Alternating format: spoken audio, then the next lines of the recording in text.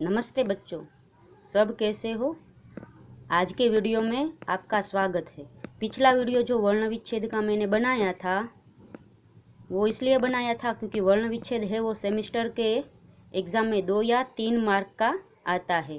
तो मुझे आशा है कि सारे बच्चे वर्ण विच्छेद करना सीख गए होंगे, और यदि किसी बच्चे को वर्ण विच्छेद करने में तकलीफ़ है तो वो मुझे पर्सनली बोल सकता है।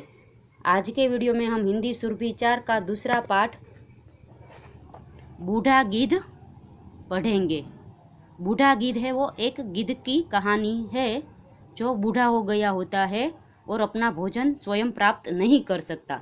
तो वो जहाँ रहता है वृक्ष के कोटर में, वहाँ कई सारे पक्षी है, वो अनाज की खोज में निकलते हैं तो उसके बच्चों की देखरेख करता है, और यही से उसे अपना भोजन मिलता है कि जो पक्षी लाते हैं वो थोड़ा थोड़ा बूढ़े गिद्ध को भी देते हैं। इससे बूढ़े गिद्ध का निर्वाह होता है। पर एक दिन वहाँ एक बिलाव आता है। बिलाव होता है वो चालाक है। वो बूढ़े गिद्ध को अपनी बातों में फंसा कर वही रहने को बोलता है, और बूढ़ा गिद्ध भी उसकी बातों में आ जाता है और बिलाव को वहाँ रहने देता है। बिलाव को जब पता चलता है कि बूढ़ा गिद्ध अब देख नहीं सकता तो वो क्या करता है, वो एक एक करके पक्षियों के बच्चों को खाता है और उसकी हड्डियाँ बूढ़े गिद्ध के कोटर में छोड़ देता है। ये कई दिन तक चलता है तो सारे पक्षियों को पता चल जाता है कि उसे के बच्चे कम हो रहे हैं।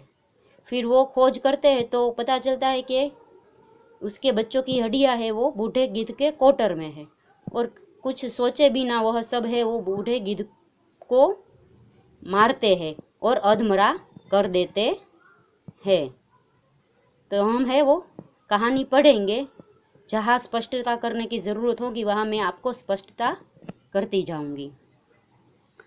पहले प्रस्तुत पाठ में बताया गया है कि बुरे लोगों का साथ देने पर किस प्रकार अपना भी बुरा होता है। हितोपदेश की इस कहानी को पढ़कर जानिए कि कैसे बूढ़े गिद्ध ने एक धूर्त और चालाक बिलाव पर विश्वास करके अपना सर्वनाश कर दिया। तो मित्रों, ये कहानी है वो हितोपदेश में ली गई है। हितोपदेश एक पुस्तक है जिसमें पशु पक्षियों की ही कहानी मिलती है, पर उस कहानी में से सीख हम सबको लेनी होती है। तो इस कहानी में से हमें क्या सीख मिलती है वो हम आगे देखते हैं। गंगा नदी के किनारे एक पर्वत था। उस पर्वत पर एक बहुत बड़ा वृक्ष था। वृक्ष पर बने एक कोटर में एक गिद्ध रहा करता था। गिद्ध जब बूढ़ा हुआ तो उसके नाखून झड़ गए और आँखों की रोशनी कम हो गई। उस वृक्ष पर अन्य अनेक पक्षी भी रहा करते थे। वे अपने भोजन में से थोड़ा भोजन गिद्ध को दे दिया करते थे। इस प्रकार उसका निर्वाह हो जाता था। निर्वाह यानी गुजारा। जो पक्षी होते हैं वो भोजन की खोज में निकलते हैं, तो सब पक्षी है वो बूढ़े गिद्ध को कुछ अपना भोजन दे देते हैं। इससे गिद्ध के जीवन का निर्वाह यानी कि गुजारा हो जाया करता था। इसके बदले बूढ़ा गिद्ध है वो जब पक्षी भोजन की तलाश में जाते तो गिद्ध उसके बच्चों की देख रेख कर दिया करता था। सभी पक्षी जब भोजन की तलाश में जाते थे तो बूढ़ा गिद्ध है वो उसके पक्षियों के बच्चे की देख रेख करता था। एक बार एक बिलाव उधर से निकला। बिलाव यानी मेल बिल्ली। उसने देखा कि उस वृक्ष पर अनेक पक्षियों के बच्चे हैं। उसे पक्षियों के बच्चों को खाने की इच्छा होने लगी। इस विचार से वह वृक्ष के समीप आया। समीप यानी निकट, पास। बिलाव को आता देख पक्षियों के बच्चे डरकर चीखने चिल्लाने लगे। गिद्ध ने जब उसका चिल्लाना सुना तो जोर से कहा, कौन आ रहा है। बिलाव ने जब गिद्ध को देखा तो भयभीत होकर सोचने लगा। बिलाव वहाँ से गुजर रहा था तो पक्षियों के बच्चों को देखा तो उसे लगा कि मैं इस पक्षियों को खा जाऊंगा। पर जब गिद्ध को देखा तो वो भयभीत हो गया, क्योंकि उसे लगा कि गिद्ध मुझे मार डालेगा। हाय, अब तो मैं मरा।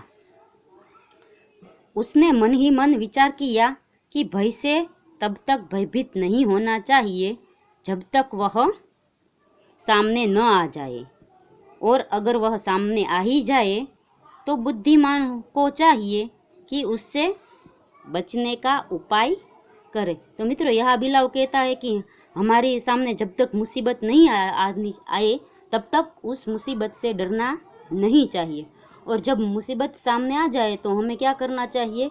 बुद्धिमान की तरह सोचकर उस पर आगे बढ़ना चाहिए। यह सोचकर वह गिद्ध के पास गया और बोला, बड़े भाई, मैं आपको प्रणाम करता हूँ। गिद्ध ने पूछा, कौन हो तुम? उसने कहा, मैं बिलाव हूँ। दूर हट, नहीं तो मैं तुम्हें मार डालूंगा, गिद्ध ने गुस्से में कहा। बिलाव बोला, आप मेरी बात सुन लीजिए, इसके बाद यदि आप उचित समझे तो मुझे मार डालिए। कहा भी गया है कि समझदार व्यक्ति को चाहिए कि अनजान व्यक्ति को अथवा उसके व्यवहार को भली भांति समझ परख कर ही मारना अथवा सम्मान करना चाहिए। बिलाव ने है वो बुद्धिमान की तरह एक युक्ति सोची। वो गिद्ध के पास गया और उसके प्रशंसा करने लगा और उसको कहने लगा कि ये समझदार व्यक्ति है, वो अनजान व्यक्ति पर ऐसे ही हमला नहीं करता, बल्कि अनजान व्यक्ति को समझ परखना यानी जानकर ही उसका सम्मान करता है या उसको मारता है। गिद्ध बोला, अच्छा बताओ, तुम यहाँ क्यों आए? बिलाव बोला, मैं यहाँ गंगा तट पर रहता हूँ और नित्य गंगा स्नान करता हूँ। बिलाव है वो चालाक था, उसने बोला, मैं यहाँ गंगा तट पर ही रहता हूँ और यहाँ रोज गंगा स्नान करता हूँ। मैं ब्रह्मचारी हूँ। ब्रह्मचारी, मैं नित्य पूजा व्रत करता हूँ, इसलिए मैंने मांस खाना छोड़ दिया है। बिलाव बोला, मैं ब्रह्मचारी हूँ और मैं शाकाहारी बन गया हूँ, मैंने मांस खाना छोड़ दिया है। यहाँ रहने वाले पक्षी आपकी बड़ी प्रशंसा करते हैं।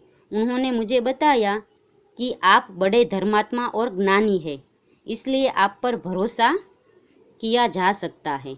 आप जैसे विद्वान से मैं धर्म के बारे में जानने के लिए यहाँ आ गया था, किंतु आप तो घर आए अतिथि को मारने दौड़ पड़े। तो मित्र, चालाक बिल्ली ने क्या किया कि वो गिद्ध की प्रशंसा करने लगी और गिद्ध को बोला कि सभी पक्षी आपकी प्रशंसा करते हैं, आप धर्मात्मा और ज्ञानी पुरुष है, इसलिए मैं आपके पास थोड़ी ज्ञान की बातें करने आया हूँ।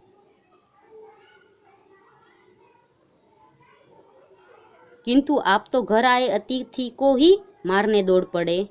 घर में आए शत्रु का भी उचित आतिथ्य सत्कार किया जाना चाहिए।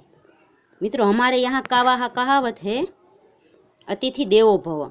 यहाँ पर बिलाव यही कहता है कि जो अतिथि घर आए वो भले ही शत्रु हो, पर हमें उसका आतिथ्य सत्कार करना चाहिए।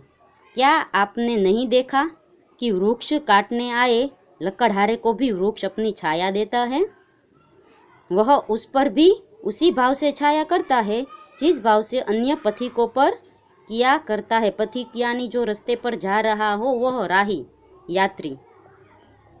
यदि किसी के पास उचित सामग्री न हो तो भी केवल मीठी बातों से ही उस अतिथि का स्वागत करना चाहिए, क्योंकि अतिथि को देवता माना गया है। बिलाव की बातें सुनकर गिद्ध बोला, भाई तुम तो बिलाव हो, स्वभाव से मांसाहारी। इस वृक्ष पर पक्षियों के बच्चे निवास करते हैं, इसलिए मैंने ऐसा कहा है। गिद्ध कहता है कि तुम तो मांसाहारी पशु हो,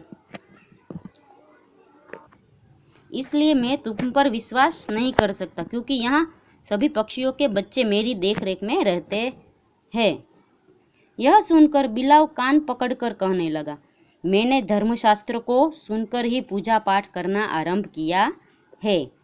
शास्त्रों में विभिन्न विषयों पर भले ही मतभेद रहता हो, किंतु अहिंसा सर्वश्रेष्ठ धर्म है। बिलाव कहते हैं कि अहिंसा सर्वश्रेष्ठ धर्म है। मैंने शास्त्रों में विभिन्न विषयों का अध्ययन किया है, क्योंकि धर्मशास्त्र सुनकर ही मैं पूजा पाठ में लगा हूँ। तो मित्रों, यहाँ पर है वो सीख हमें देती है, क्योंकि कोई पशु पक्षी पढ़ लिख नहीं सकता, पर ये इसमें हमें सीख देने के लिए यह बताया है कि बिलाव ने ये पढ़ा है, वो पढ़ा है। आगे है, इस विषय पर सर्वशास्त्र एक मत है, और एक मत धर्म ही प्राणी का ऐसा मित्र है जो मरने के बाद उसके साथ जाता है, शेष तो शरीर है के साथ नष्ट हो जाता है। मित्र, धर्म है वो ही प्राणी या मनुष्य के साथ जाता है, बाकी सब नष्ट होता जाता है। धर्म यानी जो हमें अपने धर्म में किया गया है, जो बातें सिखाई गई है, उसका पालन करना। इस प्रकार बिलाव ने गिद्ध को विश्वास दिला दिया। गिद्ध ने बिलाव को एक छोटे कोटर में रहने की अनुमति दे दी। कुछ दिन बीत जाने पर बिलाव वहाँ की सारी परिस्थितियों को समझ गया। थोड़े दिन बिलाव वहाँ रहा और सब समझ गया कि बूढ़ा गिद्ध को अभी बहुत दिखाई नहीं दे रहा। गिद्ध बूढ़ा और अंधा है। यह जानकर उसने पक्षियों के बच्चों को पकड़ पकड़ कर अपने कोटर में लाकर मारना आरंभ कर दिया। वह पक्षियों के मरे हुए बच्चों की हड्डियां चुपके से गिद्ध के कोटर में छुपा देता। अंधा होने के कारण गिद्ध को कुछ भी दिखाई नहीं देता था। जिन पक्षियों के बच्चे मारे गए थे, उन्होंने चीखना चिल्लाना आरंभ कर दिया। जब बच्चों की संख्या लगातार घटती गई तो सभी ने मिलकर उसकी खोज आरंभ कर दी।